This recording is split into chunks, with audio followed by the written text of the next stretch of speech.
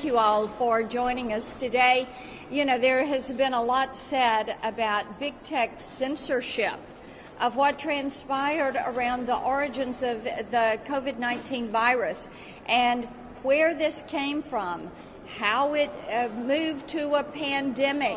We know that Facebook recently reversed their decision on taking down any kind of information that said it came from the lab in Wuhan. YouTube had previously announced that it would censor any content that contradicted the Beijing-run and China-funded World Health Organization. YouTube even took down a video from some medical doctors who were questioning the value of these lockdowns and were questioning what it does to the population and especially what it does to our children. Twitter, they locked down the account of a virologist, a Chinese virologist, who was saying this is what they're doing, gain-of-function research, this is what they're doing in the Wuhan Institute of Virology. I will tell you this, big tech has really stepped over, they have stepped over the line on this one. We all have suggestions of how we as a Senate should move forward and things that we should do to make certain this never happens to the American people.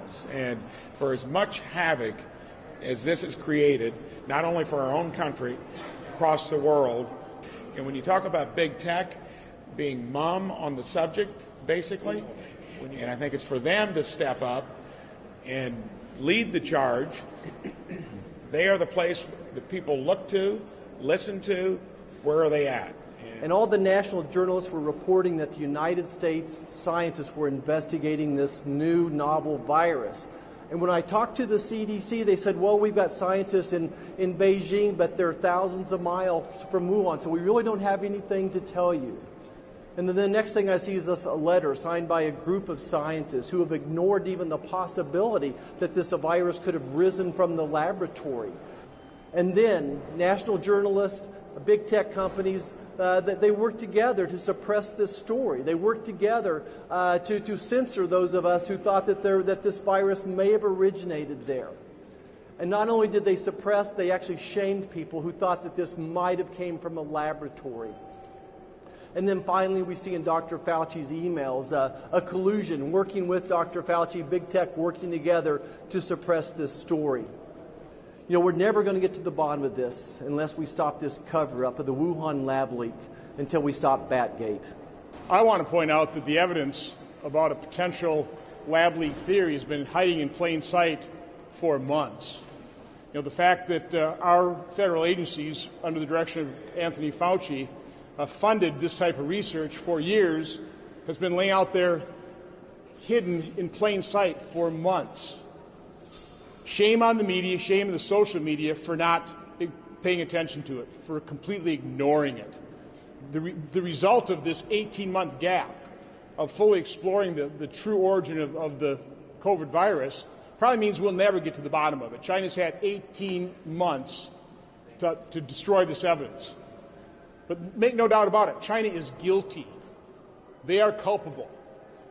They knew they had a coronavirus. They knew they had a deadly pandemic-type virus in Wuhan. They didn't allow flights out of Wuhan to the rest of China, but they let that virus infect the entire world. I think we also need to hold the news media and the social media accountable as well. This isn't the only area of suppression. I could list a long list of false narratives, false stories that the drive-by media promotes and then never really adequately retracts. But when it comes to COVID, I have personal experience with censorship and suppression that I believe has cost tens of thousands of Americans their lives. Why did our health agencies, why did Anthony Fauci, why did the mainstream media suppress and censor doctors that had the courage and compassion to treat patients early with cheap, generic repurposed drugs. Why did that happen? There is growing evidence. It's not being reported on by the media, which is why I believe the news media will never admit their complicity and why they will never admit they were wrong here. But it's not too late. Lives can be saved.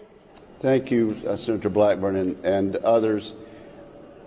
Last quarter of a century has seen enormous growth in the internet, and much of it's been positive, as we all know.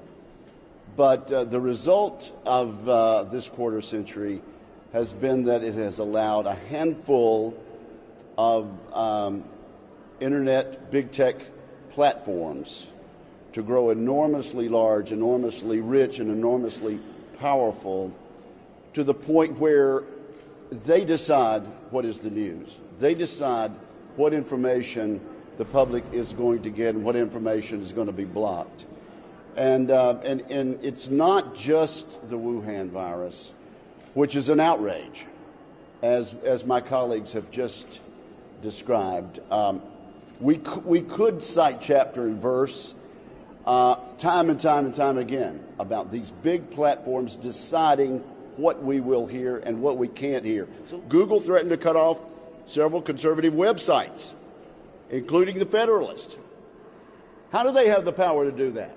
How can they justify doing that? Companies restrict or terminate conservative users' accounts and content on social media. Facebook announced it's suspending the account of a former president of the United States. That is too much power for them to decide who can and who cannot make news and be quoted.